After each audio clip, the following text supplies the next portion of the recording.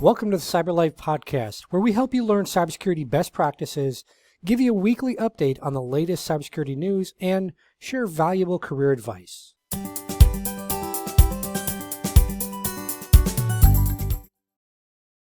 Hey everyone, it's Ken. In today's episode, you're going to hear from Yesenia. And Yesenia is a senior software security engineer. She's also a Brazilian Jiu-Jitsu instructor. She was born and raised in Miami, and she's a first-generation Cuban-American. As she likes to say, she's paving the way to awaken the indomitable warrior spirit within all of us.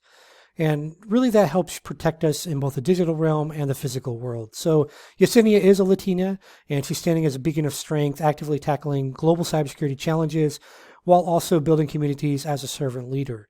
She's really dedicated to fostering self-confidence, cultivating good partnerships in the tech space, as well as championing diversity, equity, and inclusion.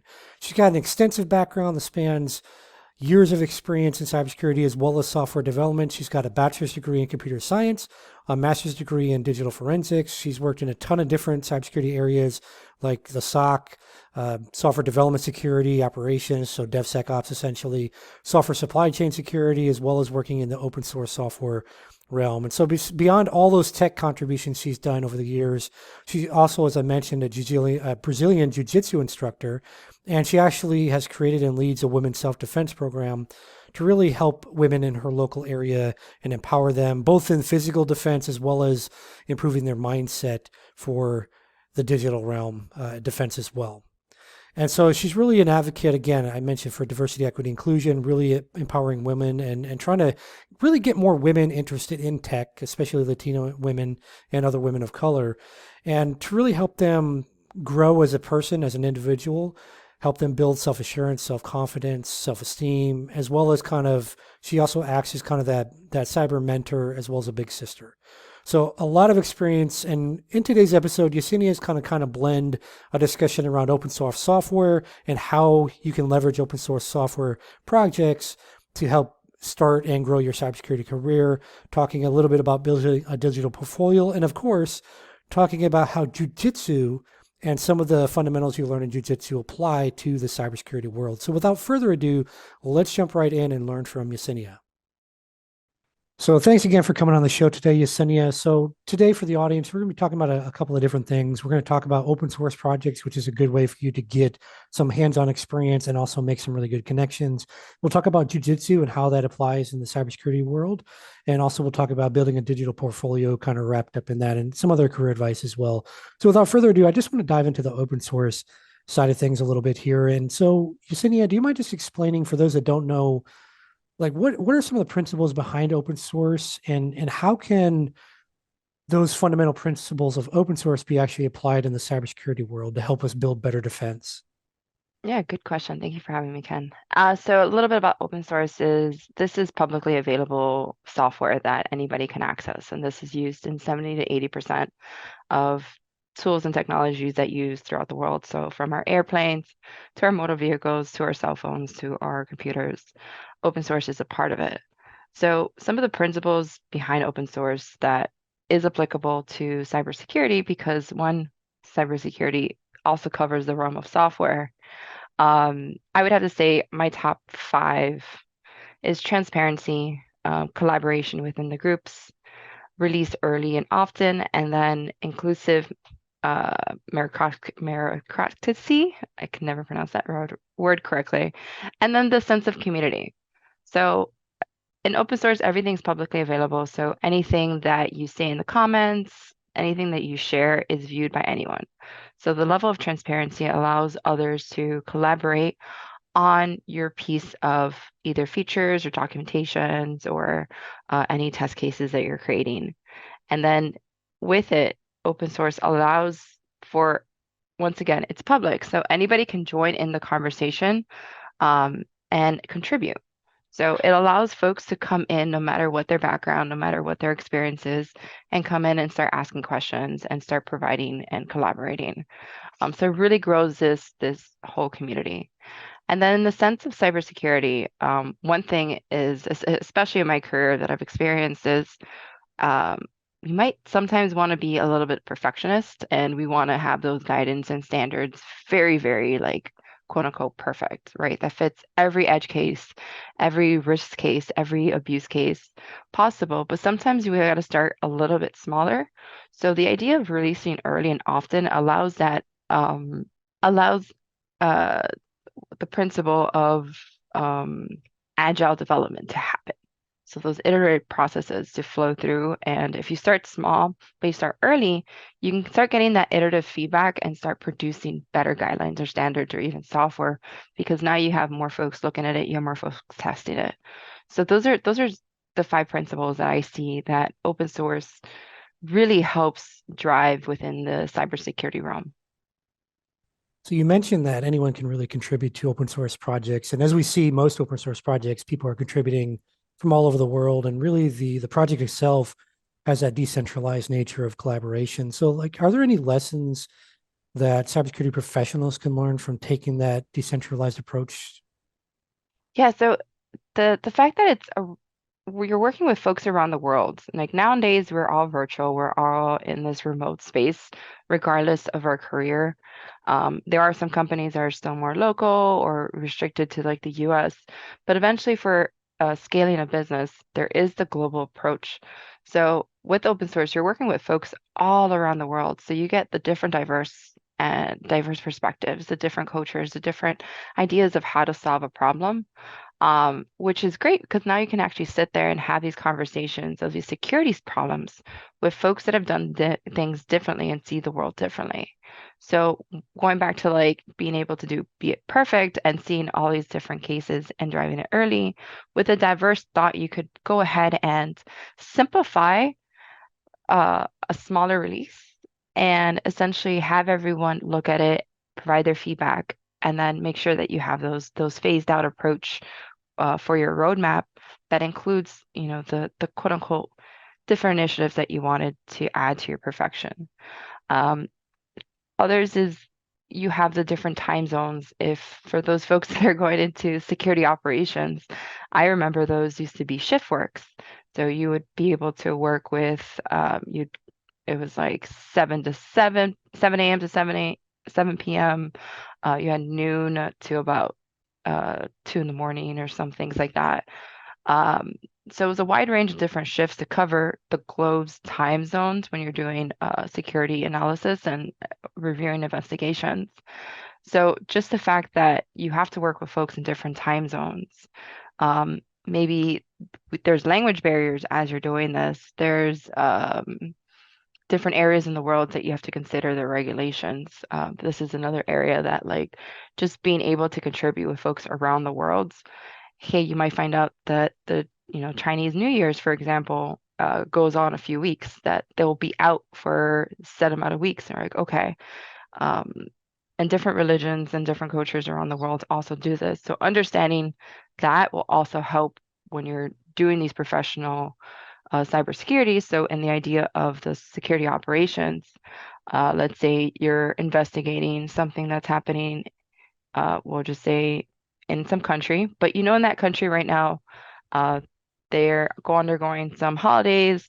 So more than likely they're going to be heads down. So if you have an employee for that company that's in that country and they're doing malicious things or suspected things on the server, that's a way to indicate that like, hey, they may have a compromised account.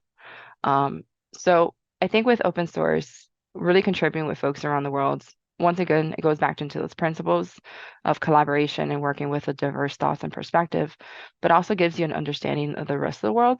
So when you do have to go into the cybersecurity threat analysis or investigative piece, you can understand the world in a different perspective and not just from um, the host software piece, but what's happening in the world. So if I'm someone brand new out there and I'm listening to this episode, like how do I get involved in open source projects? Where do I find them? Is there like a single place to look? And with that also, as I'm doing these projects, like how can I actually turn these into something that will help me get a cybersecurity job? Yeah, so I like to advocate what's called a digital portfolio. So digital portfolio is your digital presence. So this could be your LinkedIn, your Medium, your social media platforms. It doesn't have to be LinkedIn, your GitHub, your resume in itself. But it really should be a portal to everything that you've been able to contribute. So if you're contributing to open source, I know in the beginning of my career, I was working more proprietary. So when I went into job interviews, I couldn't talk about things that I worked on. I couldn't demonstrate or show the technical skills that I had because I was restricted by legal matters for the things that I've worked on and things that I've done. So I couldn't talk about it. Once you start contributing to open source, it's publicly available that you can literally point to people, to the lines of code that you contributed to the documentation that you created, to the website you created. And it's really helping showcase the work that you've done, your technical expertise, and what you bring to the table. When it comes to being a new person and trying to transition into the cybersecurity realm, some of the open source communities that I usually recommend is like OWASP, CNCF, which is cloud native, uh, and then OpenSSF. There's other foundations in the open source realm. Those are just the ones that I tend to contribute to. Um, and in there, you're able to join public calls in which you're able to focus on specific problems. So I know for OpenSSF, they're a software security foundation. You can go in there and talk about security threats. You can talk about vulnerability disclosure processes, supply chain security. You have SigStore. You have, which is it's helping the transparency of our digitally signed products.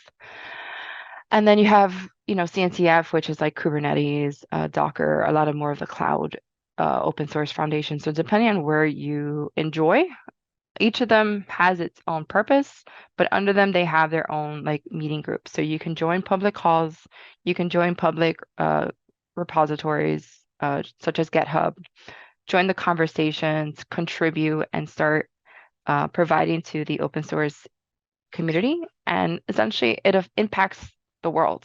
A lot of the times, things that the open source world contributes to, folks in the industry will take as guidelines, as standards, and start implementing within. So coming in, they may be like, hey, are you familiar with best practices, for example, from OpenSSF? Are you familiar with the scorecard, which rates your product, your open source product based on security levels? And just being familiar with this, you'll see these different pieces across the industry. So I want to pivot a little bit over to jiu-jitsu. So for those that don't know, you're a world champion jiu-jitsu No, practitioner. not yet, not or, yet. or in progress, In but progress. essentially, jiu-jitsu teaches a number of concept, fundamental strategies, things like adaptability, problem solving, etc. So just from your experience in jiu-jitsu, how can someone kind of take some of those jiu-jitsu fundamentals and apply them, or even from any martial art, how can someone take those fundamentals and apply them to their cybersecurity career? So through my experience, I've been training for about 5 years, and I've been in the cyber industry for about 12, or the tech industry for about 12. And ever since I started, I've seen not only a correlation to my personal growth, but how I reflect and how I represent myself in the cybersecurity.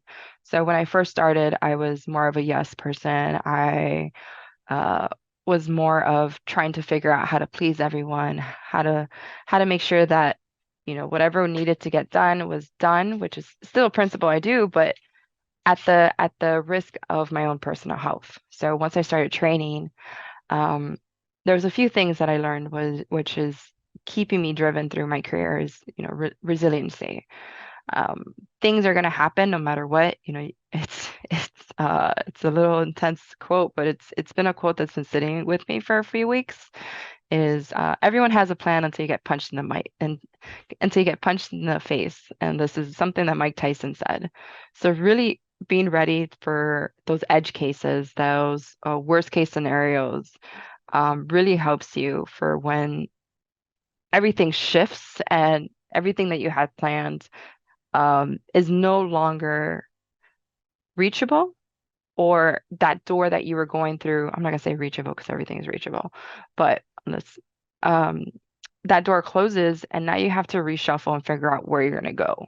So on the mats, you're constantly aiming for a goal, whether this is submission or just overall surviving those rows and matches. So it really teaches you of like not giving up, if you feel like you're in a tight spot, really taking a moment and assessing the situation and figuring out which route you can go, or do you give up?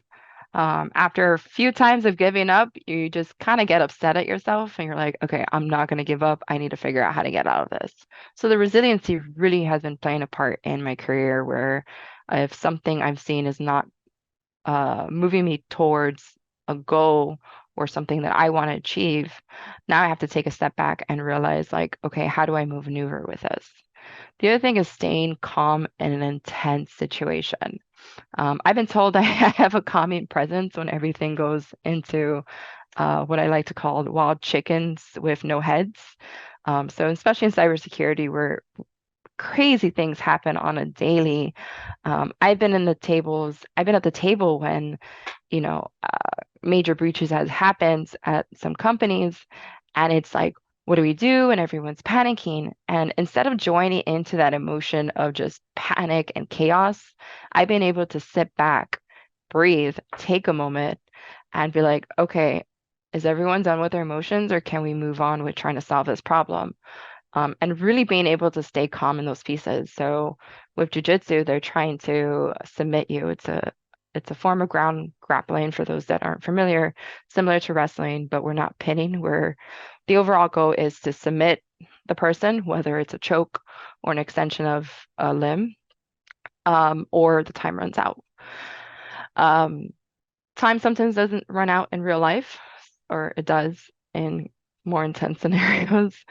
But being able to like really take a moment, as gruesome as this might sound, is someone's choking you and you know that either you have to tap, or you have 10 seconds on the clock, or you have 5 seconds or 5 minutes on the clock. Like, how do you get out of this and how do you stay calm? Usually when you panic and you drive through emotions, usually we say tap, snap, or nap. So you have those three options when it comes to jujitsu. You either tap, saying, I give up, let's not proceed, and reset. Um, you snap, which means a part of your body breaks, or you nap, which is if they're in the choke, you go to sleep. So I think after the intense of, for those that box, for those that have done some kind of martial arts, there's always that intense physical endurance that has to go in. So remaining calm in those situations is really key. And that applies to cybersecurity as well, or even your career. Just finding out news that has drastically shifted your life. If you spend 2 weeks panicking and stressing, but not doing anything about it, you're just going to be in the same spot. But if you find out, you take a moment, you feel the emotions, you reconsider, you allow yourself to feel, but at the same time, you start strategically thinking of like, okay, how do I get out of this and not be submitted? That's another one. And then just the ability to adapt quickly. Nothing goes to plan. So you might come in, I'm competing, so I have a game plan. I have a few game plans. I have a game plan A, B, C, D, and E. And really making sure that if I have to go to game plan M, I know, or I feel comfortable shifting gears from what I originally had planned. So really that adaptability and adjusting based on your scenario and your situation are things that I've noticed that martial arts has taught me. There's also the confidence, being able to walk into a room. I'm usually typically one of the only females in the rooms, both on the mats and at work. So that for me gives me a sense of confidence. Like, I feel comfortable pulling up a chair to the table because I pull up a chair to the mats, and there's just a weird confidence driven thing that is once you've endured a situation. And this can go into like other situations. I've had this conversation of just confidence in another area of space, so working out or dance. But typically martial arts it teaches you the resiliency, the staying calm in such an intense matter, and then just the ability to quickly adapt to your situation. With a calm mind, you're able to think quickly. And it was weird, I was thinking about this as well, is the ability to slow down time. Once you're in those weird submissions where everything just starts creeping, the time is not moving. Very similar to when you're in a plank. really being able to think about where's their weight, how much time do I have left, what are they thinking of moving, where am I connected to, um, and really being able to adjust for those different strategies to move forward in a more dominant position in jiu-jitsu, but even in career is really taking that step back and it's like, okay, we just had this breach happened. This is as much information we know. What can we start thinking about? How can we start adjusting this? And how do we prepare our resources, our employees to start being able to take the next steps to remediate this and decrease the impact as much as possible? So looking back on your career, especially places where maybe you struggled, and it could be, struggle with learning, struggle with an incident, struggle with coworkers, whatever. But like, is there a particular like major impactful moment that you can think of in your career where you kind of where like you say with jujitsu, right? Like you've got to make that decision. Am I gonna tap out? Am I gonna, try to fight to the end of the clock? I'm gonna let somebody break my arm essentially? You're kind of in that same moment in your cyber career, like you've got to decide, do I give up or do I keep going? Like, is there any moments like that you've had in your career, and do you mind sharing about that? Yeah, I've had quite a few. The most impactful, I would say, and it's one that I think about more often these days is a few years ago after I had just started jiu-jitsu. I was probably there for a little under a year. But I was in what I would consider a toxic work environment and a toxic home environment. So it was just um I was so focused on my career goals. I was getting I was getting my master's degree in digital forensics. I was in the process of buying my house. I had, a lot of things, stress levels, but I didn't feel safe at home and at work just didn't feel like there was any progress. So that was really the moment that I started diving a little bit further into Brazilian Jiu-Jitsu. I volunteered to start coaching the kids and really get back that lovely youthful curiosity that kids just have and that desire for them to learn. And they taught me a lot during those moments of coaching. It's something I miss. I stopped doing it this year so I can focus on building out a women's self-defense program called the Lioness Instincts. But it was just the idea of having kind of that space for me. So I would go from work, go to the gym, teach the kids, and then I would train. So by the time I got home, I was tired. It was time to eat, shower, and get ready for the next day and do it all over again. And this way, it limited the time that I was at the house. And with that, it taught me ways to protect myself at home, which led to me no longer being in that situation. And then once that situation started remediating itself slowly, because those things do take a long time, um, I was given the clear headspace to start looking for the next opportunity. And I didn't settle. I took in the confidence that I had gained from the mats and from dealing with the work environment, the at-home environment. And I was able to get a position that I absolutely love, and cherish the journey and memories that I was able to create in that piece. And moving forward a few years later to where I'm currently at, I was recently laid off, and once again I didn't sit there and just start. I cried. I'm not gonna lie, I cried, but I readjusted, and there was something that was said to me during the week was usually you can make strifeful impact in your physical when you do those big leaps in your physical. So you start lifting more, you're lifting heavier, or you make a drastic change in how you focus your fitness. It will make a drastic change in how you focus on your career, your life, and they just start gradually um, intersecting. So I decided to compete for something that I probably would have never done before is for the ADCC Jiu-Jitsu competition as I start looking for the next career. But I'm in such a good, happy place. I was able to give myself because of the training and the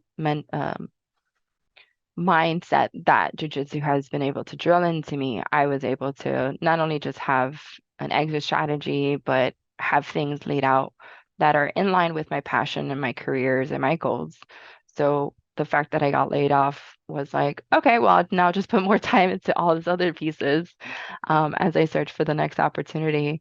But it's been really a blessing, and a lot of gratitude has been happened through, all the work that I've put. So, having a nice little honey pot and making sure that I was secure and financially stable for the next couple pieces, I think it's really made an impact, and I'm excited for what's to come. I feel like the energy of the universe is guiding me to the right and positive way, and I see it and it's coming. And once it's here, I'm excited to share with the rest of the world. So I think everything you just said was very powerful, and I'm hoping that the audience, I'm going to try to just give a little bit of insight into the lesson that you all need to walk away with. Mindset, positive mindset. You notice as Yesenia was talking, she wasn't like, "Oh, my employer that just laid me off sucks. My boss is terrible. Everyone hates me. Wah wah wah." She's like, "Okay, this happened. I can't change that, right? It's already happened. Yep, But my mindset is going to stay positive. She obviously took preparation in advance of ensuring she was financially set. So for those out there looking at the latest iPhone, don't buy it, save your yep, money. And I mean, I have an old version, but I think that positive mindset of people, a lot of people don't realize how important that is. They think they need the next certification, the next college degree that, that's going to be the difference. Oftentimes it's your mindset that is stopping you from getting that cybersecurity career or starting that yes, career that you're looking at just like we say, a closed mouth doesn't get fed, a closed mind doesn't see opportunity. And so if you're constantly wah wah wah crying all the time, then you're not going to see opportunities when they come. You're not going to recognize them as an opportunity. So we could literally go for hours on the mindset stuff yes. because I will jabber away. But I want to keep, this succinct and focused on you, Yesenia. And so I want to ask you, around the career stuff, any final thoughts or advice for someone, whether they're starting out or they're currently in their career making, maybe looking at their next opportunity like you are. Any final thoughts or advice you would give those people? Yeah, so the strategy that I'm going to be using now is using the digital portfolio strategy, and I have an article out. If anyone's listening that's interested, just feel free to message me, and I can share the link with Ken to share with the podcast. Uh, but essentially, there's 5 pieces. It's finding your platform. So for me, it's going to be social media, LinkedIn and Instagram are mostly going to be the pieces that I'm going to be focusing on. I'm going to find an open source project. Which is kind of why I'm giving myself a break on just competing. I'm trying to figure out if I want to go into automotive or AI or threat hunting in the cyberspace. Once I drill down and decide which area I want to go into, I'm going to find an open source project and start contributing to it. Now, once I start contributing to it, I'm planning to have it so it gets, of course, added to my resume and my LinkedIn. But the most important thing is having kind of an accountability report in a sense. So for those that have been in the industry, whether software, sometimes there's a thing called stand up, in which you talk about what you've done, what challenges did you overcome, what blockers did you have, do you still have the blockers, and what's the next steps for you. So once you take that and you do this on a weekly, you start publishing it. It doesn't matter, nobody reads it. For you, it's that still driven force that's going to keep you moving, because to yourself you're going to say, okay, I got to get my report out. I need to make sure that they see this. Not reporters, recruiters are going to see this as they're looking for you for these jobs, and they're going to be able to read all the work that you've put in. So now if you can't talk about the work that you do at your job, you can definitely talk about the work that you've done in open source. When you get into a job interview, your key points, your technical areas can be about the open source projects that you've been working on, what you contributed to, what you've learned from it. And just once again, as Kenneth said, keeping that positive mindset. I've interviewed folks who come in and they're all wah, I got fired. And honestly, they're harder to take serious They don't seem, if you don't come in seeming passionate and excited to do the work, you're less likely to move forward. The other thing is, once I get all that, during my job hunting areas, I need to decide which area I'm going to focus on and what roles do I want to do. So at this moment, I'm looking at security architecting roles in which I'm designing and contributing to software, understanding regulations and standards as it's applicable during the build process, working with different teams, so that could be product or engineering, and really influencing the operations of how to drive this forward, and working with the teams, providing guidance and consulting on, what they need to do, more on the technical stance. And then I really enjoy speaking. So kind of a mixture of a DevRel evangelist slash security architect. The cool thing about this realm is you got to stick to job titles, but you can create whatever it is that fills your heart and soul. So when someone looks at my LinkedIn, hopefully it's updated by then. That's what they should see. They should be able to see a security architect. They should be able to see an DevRel evangelist who's talking about the great ways to enter open source, who's talking about how do we secure our products, who's talking about the latest and greatest regulations. Um, Now, I'll look at those job positions, and this is more for the folks that are new. I'll look at those job postings and I create two lists: the things that I have done and the things that I haven't done. Anything that I haven't done becomes now a study plan. Maybe I find a course or two that kind of encapsulates it, or I start using the open source projects to start working on that. The cool thing about open source is you can have conversations with industry experts. You start connecting with folks all over the world who are working with different industries, who will review your code, who will review the work that you've done. So you're getting that active feedback as well. So work with them and you start growing those technical skills. And it just, for me, it feels like a full circle. Once you start working on it, you start advertising it. If you're working on something and nobody knows about it, or you don't document it, you don't have to post it. But if you don't document it, it's going to be hard to remember by the time you go into a job interview. And what you can just do is literally read your status reports up to a job interview, and then just make sure that you have those key points engraved based on what they're looking for. So I wouldn't read things about Kubernetes if they don't use Kubernetes, for example.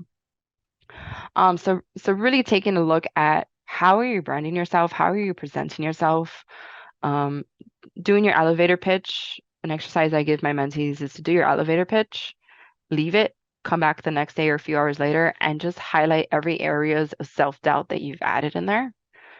Leave it, walk away, get a fresh, brand new piece of paper and write it again. And start doing that process drastically. Share it with friends, share it with colleagues, because your elevator pitch should be coming from a confident person who's very passionate and excited for the work. So a ton of good advice there on the career side and job seeking side of the house. So a couple of the key takeaways, at least that I got from that, is number one, make sure that whatever you're working on or trying to showcase is relevant to what you actually want to do. So as Yesenia mentioned, if they're not using Kubernetes, why are you taking 12 courses on that right now if you want to work at that company? Right. So make it relevant to whatever they're specifically wanting. Another thing, we talked about this earlier when I mentioned the mindset. Closed mouths don't get fed. Yesenia just said you need to share this, right? That's how recruiters, that's how hiring managers, that's how HR people, that's how just practitioners in general share about you. They say, oh, Yesenia has been working on this.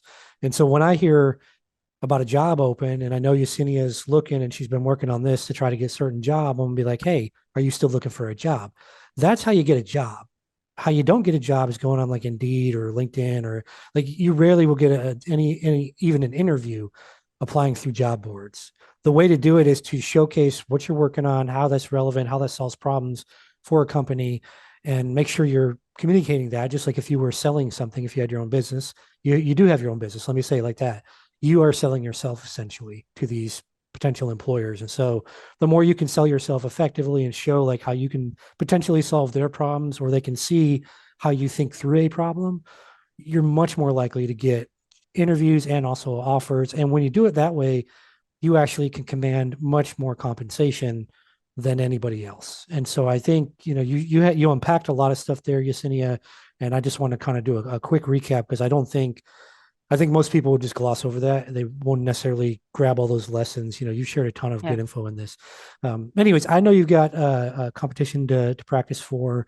I look forward to seeing you in the World Championships maybe next year, and and cheering you on. But but thanks again for coming on the show and sharing your wisdom as usual. I know you've helped thousands of people over the years, and please keep doing what you're doing.